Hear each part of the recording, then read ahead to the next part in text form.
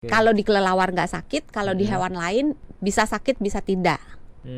Kalau dia sakit, gejalanya bisa seperti manusia, jadi hidung berair gitu, bisa dia kejang dan seterusnya gitu. Nah, ketika hewan ini disentuh atau berkontak erat dengan manusia, misalnya dengan peternak atau mungkin pekerja-pekerja di rumah jagal yang tentunya akan berkontak juga dengan cairan tubuh hewan-hewan ternak tersebut. Kalau hewan ternak itu terinfeksi virus Nipah, maka resiko tertular akan terjadi.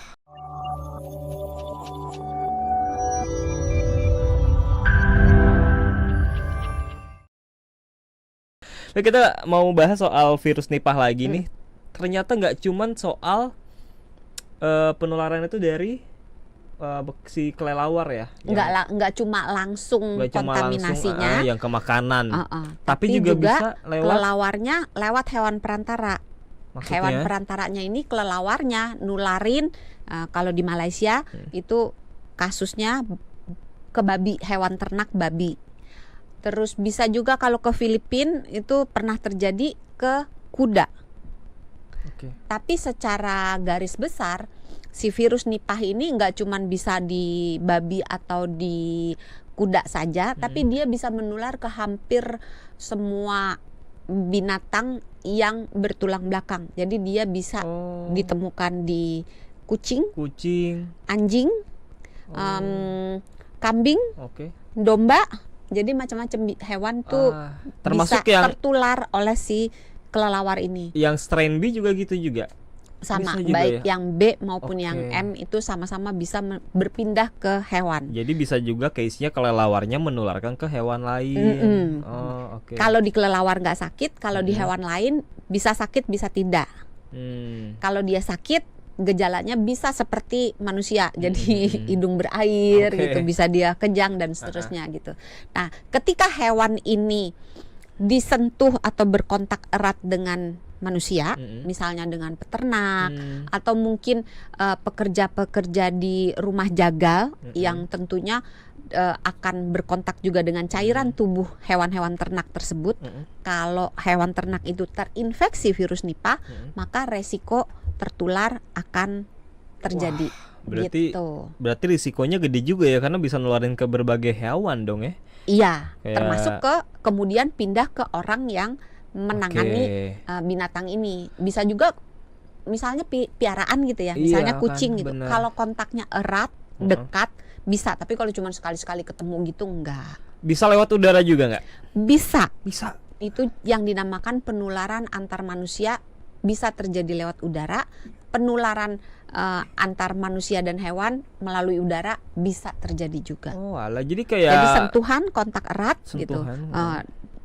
Makanan, udara bisa, walaupun tidak semudah yang kita bayangkan. Ingat, hukum virus, semakin dia mematikan, biasanya penularannya tidak semudah yang tidak mematikan. Karena kan ini fatalitasnya tinggi, jadi menularnya susah. Lantas siapa aja yang paling berisiko? Susah banget enggak ya, tapi lantas siapa saja yang paling berisiko untuk tertular? Itu tadi peternak,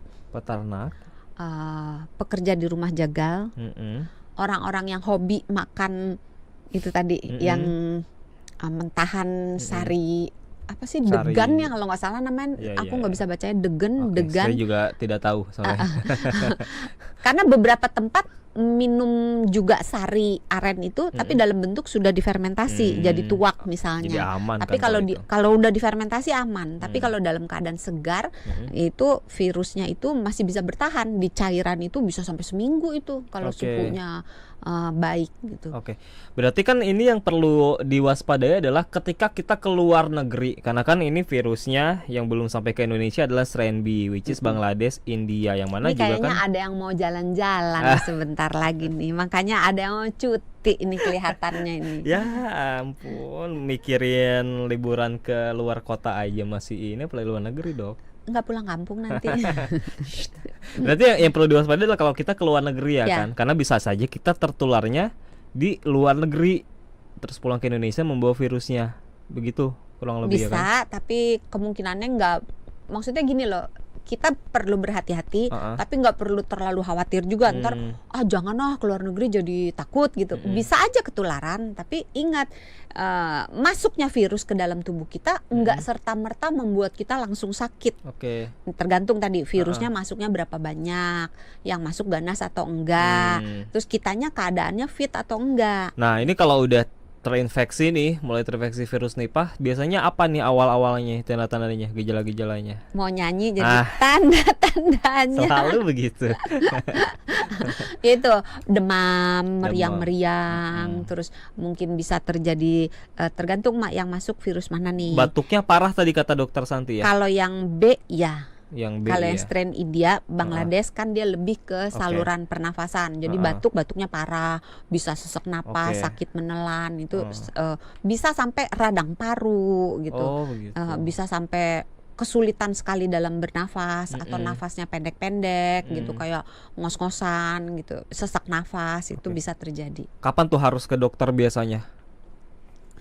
Ya kalau kita mengambil, karena kan kita nggak tahu kan ini yang masuk ini siapa tamunya gitu, apa virus influenza, kan kemarin ini lagi trending virus kan influenza, juga apa virus COVID, karena COVID itu bukan sudah tidak ada.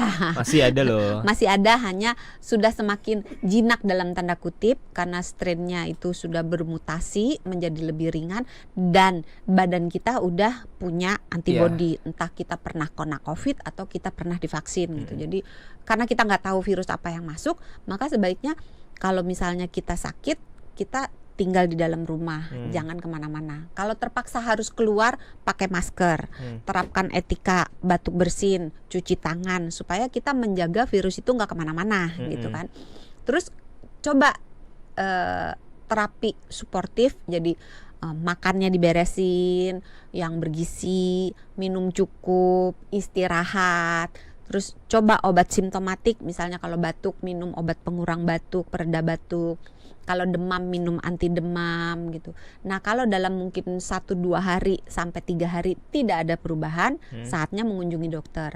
Atau gejalanya tuh kok perburukannya hebat gitu, dari yang hari ini masih bisa kerja, masih bisa ngapa-ngapain gitu, tahu-tahu besok udah terkapar, nggak bisa bangun, sesek dan hebat gitu. Jadi ketika gejalanya itu hebat atau mungkin disertai mual muntah gitu, saatnya mengunjungi dokter untuk cek ada apa ini gitu. Atau ketika orang-orang tersebut punya kelemahan di sistem imun, jadi mungkin dia ada gangguan imun, atau dia ada penurunan imun, atau mungkin dia minum obat penekan imun gitu, atau mungkin dia memang punya penyakit kronis. Sebaiknya orang-orang kelompok rentan ini lebih berhati-hati.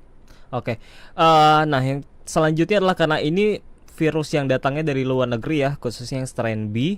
Apa pesan dari Dokter Santi mungkin yang siapa tahu sahabat Sonora mau ke luar negeri gitu supaya bisa jaga-jaga diri? Jangan deket-deket di area di mana kita lihat banyak kelelawar ya. Terus jangan lupakan, 1, jaga imun, 2, praktekkan pola hidup bersih gitu, jadi cuci tangan, terus kalau memang harus berada di kerumunan pakai masker gitu. Terus hindari kontak dengan hewan, apalagi kalau dia kelihatan sakit. Sebenarnya kelihatan sakit nggak kelihatan sakit, sebaiknya kita hindari kontak dengan hewan, kontak erat ya. Terus kita konsumsi buah yang sudah dicuci dan dikupas, jangan konsumsi buah yang ada bekas gigitannya. Terus ketika kita makan daging, pastikan dagingnya matang seluruhnya. Dan terakhir kita jaga imun badan. Yang paling aman sih kalau mau makan buah di luar negeri, mending kita beli buah utuh aja ya. Jadi kita bisa cuci sendiri, kupas. Karena kan daripada kalau kita cari-cari di street food, kita kan nggak tahu ya apakah itu udah dicuci sempurna gitu ya, atau susah juga kalau ngasih nasihat kayak gitu, nanti saya ya, ingat sekali lagi, jaga imun tubuh, karena walaupun masuk virusnya, kita tidak langsung menjadi sakit, karena 11% dari infeksi virus Nipah ini tidak bergejala. Jadi orangnya kena, dia sebenarnya sakit gitu, terinfeksi, tapi dia baik-baik aja, tidak menampilkan gejala apapun, 11%.